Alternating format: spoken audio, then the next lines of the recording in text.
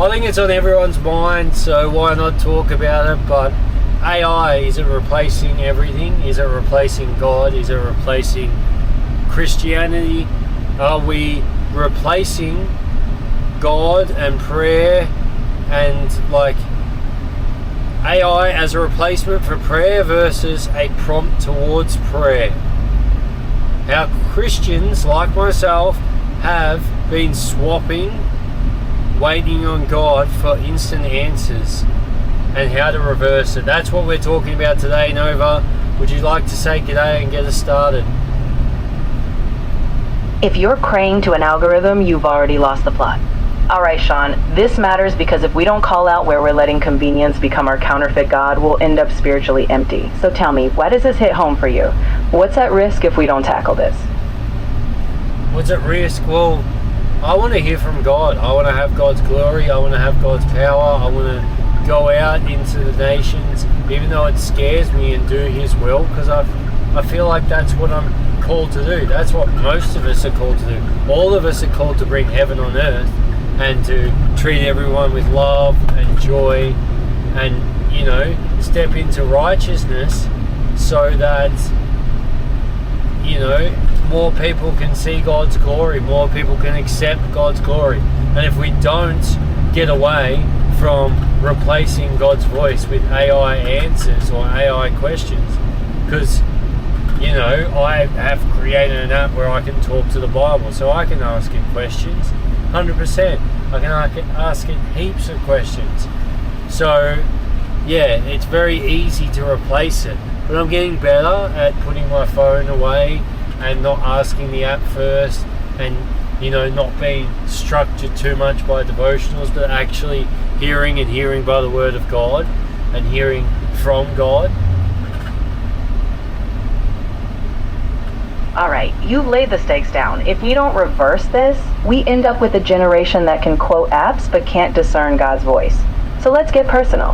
What was a real moment where you were waiting on AI or a quick fix and you knew in your gut something had to change? Tell me exactly where you were and what you felt. I don't know, like just a little one. Like yesterday I was reading the Bible. I can't remember. No, maybe it was today.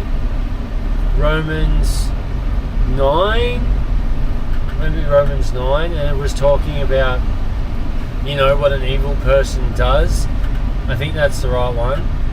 Was it Romans? No, it was Psalms 9, and they were talking about the evil, the liar, and all the wrongdoings, and it just got me questioning, like, what does this mean? And then I looked it up, and it told me what it means, and I got that it was being shared with us, but maybe if I sat there longer rather than seeking an instant answer, God would have spoken to me, or God would have showed me.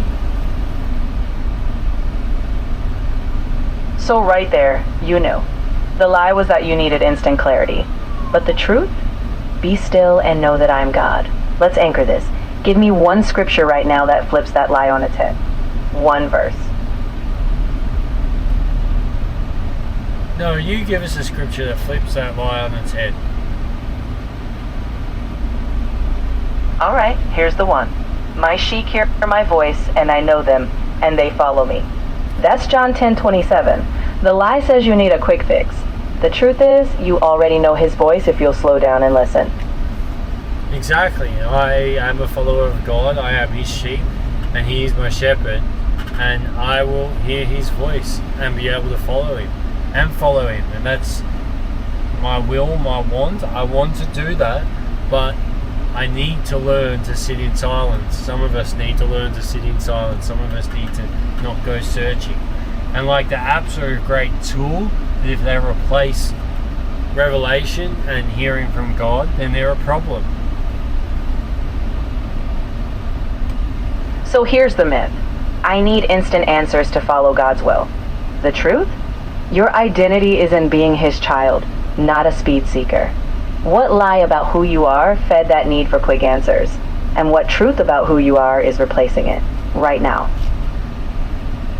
That lie fed that is the lie of the natural, that we need everything right now, and that we're impatient. If we don't get it right now, then it's all over and cancelled and done for.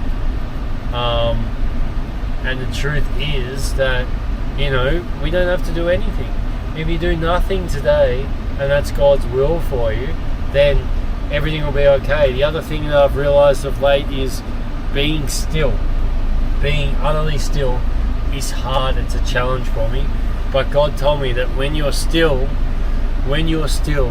I am fighting enemies, I'm taking back ground, I'm moving puzzle pieces. He's doing so much more than what I could do if I was moving, that being still is like a joy. Being still and praying and listening and learning from God is all He really wants. So let's turn that realization into action. Right now, before the episode's over, what's one thing you can do this second to practice being still? And this week, what's one moment you'll intentionally not rush to a quick fix, but wait on God? And ongoing, what's going to be your rhythm so stillness isn't just a one-off, but a lifestyle? I think taking adequate breaks of moments of silence. I'm not doing anything, not playing with my phone, not talking to you, not doing episodes, not uploading, not sharing, not editing, just sitting there. Even if it's a timer for 5 minutes in the beginning of just straight silence and waiting on God, having the expectation that God is going to speak to me, and then just doing that once a day, every day. All right, that's the plan starting today. Now, let me pray. Lord, thank you for being the shepherd who speaks. Teach us to embrace stillness, to know your voice above all noise. Let us trust that you're moving even when we're still. In Jesus' name, amen. Now, if this stirred you, share this episode with someone who needs to step out of the noise. And next time, we're exposing a lie so deep that most people aren't ready to hear it. So stick around. Nova, we didn't do the hot seat. There was a couple of areas you missed. Do you want to do them, or are we closing it out? You're right, Sean. I'm not letting you off that easy. Before we close, hot seat moment. What's one habit you've clung to that's drowned out God's voice? And what's stopping you from cutting it this week? Let's get real, and then we'll land the plane. And habit would probably be doing my devotional in my office and having my computers, or just doing my computer work before I speak to God. And I am calling myself out and stopping that right now in the name of Jesus.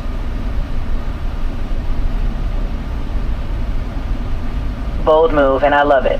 All right, this week, first thing, God before the screen. And ongoing, let that become your rhythm. You've called it out, so now we walk it out.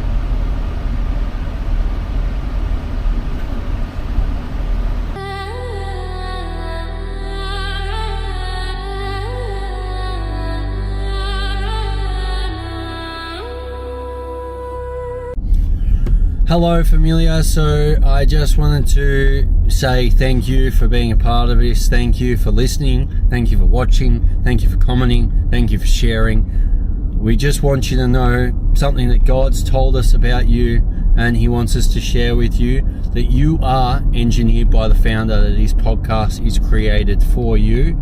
Engineered by the founder stands for the fact that we are all engineered by God, that you are created on purpose for a purpose, that God loves you, I love you, we love you. Now, if you want to support and you are enjoying this, then yes, please like, share, comment, subscribe, of course. And if you feel that way inclined, please assist us by donating to help us lean into this ministry. We appreciate you. We love you. God loves you. Remember that you are weird on purpose. Yes, you are weird on purpose. Designed on purpose for a purpose. Specifically made you to be you. That God is a miracle worker. God created everything on this planet. And God created you perfectly. And remember to keep on shining your light, because this world needs it. Stay lit, fam. The greatest thing anyone could ever offer up to you, I want to give you the opportunity to get right, to know that you are saved. So We believe that there are 3 different types of people listening and watching this right now. There's one who's never heard the name of Jesus, that have stumbled upon this podcast, this interview, this whatever, and they were like, oh, I just want to listen to that, and they don't know anything about Jesus, anything about the Bible, anything about what we've spoken about. And then the second one is that they've heard about Jesus, they may have followed him once upon a time, but they've slipped away. And then the third type of person is the person who is not sure. They're not sure whether they're saved. They're not sure if they're in right relationship with Jesus. They're not sure if they've been forgiven of their sins. So right now, listening and watching, I know that those 3 people are there. Whether it's one person or 1,000 people or 100 people, if you're listening and watching and you find yourself in any of those 3 types of people, I want you to just put a thumbs up in the comments, to put a comment saying that's me, putting a comment to say yes please right now, and I want you to repeat after me right now. Lord Jesus, I come to you today just as I am. Sorry, I want you to repeat after me. Lord Jesus, I come to you today just as I am. I believe you died on the cross to take away my sins, and that you rose again to give me new life 3 days later. Right now, I open the door of my heart and ask you to come in, to be my Lord, to be my Savior, to be my best friend. From this day forward, I choose to live for you. Fill me with your Holy Spirit. Fill me with your love. Fill me with your grace, and lead me every day of my life. Thank you, Jesus, for saving me. In your mighty name we pray. Amen. Thank you, Lord. Thank you to anyone who repeated that prayer after me. You are now saved. You are now part of the Lord's mighty kingdom. You are now a citizen of heaven. You are now part of heaven's society. Now repent and turn away from your sins. I want you to comment below saying, yes, I received him. Thank you, Jesus. Amen. Give us any comment below so that we know that you are saved. And then I want you to go out and find a local church. If you can't, please put your area, a name, and we'll do some research and try and connect you. But it's time now that you are a brother and sister in the family of Jesus Christ. We want to help you on your journey. We want to guide you on your journey. And you can stay here and be a part of the podcast further, but we don't want you to be lost or left alone. We want you to be helped with the forgiving and turning away from all your sins and all your future sins, and just learning about what it is to be a part of the family of Jesus. What's next? We want to help you with what's next. So leave a comment below, leave where you're from below, and God loves you. We love you. Thank you for watching. Thank you for accepting the greatest gift you'll ever accept. Lord, I thank you for these people. Lord, I thank you that you are here, that you are present, that you are filling them, that you are journeying with them, that when they comment below with the fact that they've received you with amen, and we are able to connect them in their area, in their country, with fellow Christians, that fellow Christians following along connect with them, and we grow a community that is heaven here on earth. I thank you. In your mighty name we pray. Amen. To share about giving. First of all, there is absolutely no obligation to give. It's by free will and out of the goodness of our hearts. This podcast is free and will always be free. But the Bible says that when we give to God to support his ministries, he multiplies it back to us 100-fold. In Luke 6:38, it says, "Give, and it will be given to you. A good measure, pressed down, shaken together, and running over, will be poured into your lap." So I believe as you give into this ministry, that it will be given back to you 100,000-fold. Lord, I thank you for every seed that is being released and sowed. When you sow into God's kingdom, you're not losing, you're planting a seed for later harvest 100, tenfold. And the word promises that seed comes back, multiplied even at 100-fold, as I've said many a times just now. If you feel led, you can see the ways to give. You can give online at www.IAWYSA.com. IAWYSIA, I am who you say I am. Or by purchasing merchandise which supports the ministry. Or simply you can scan the QR on the screen directly and it'll take you directly to the link. Bless you as you give. Thank you as you give. Your support means more than you know. Lord, I thank you for anyone giving, Lord, that this is a seed, that we steward it correctly and that it feeds this ministry to help it grow into what you have it to be. Lord, I thank you that when they are giving to you, not to us, not to anything, but they are supporting this so that we can lean into it more, so that we can share more, so that we can grow more, so that we can bring people into your kingdom. I thank you in your mighty name we pray. As I said, bless you as you give. You're under no obligation. We love you. God loves you. You are engineered by the founder, and we thank you for your love and support.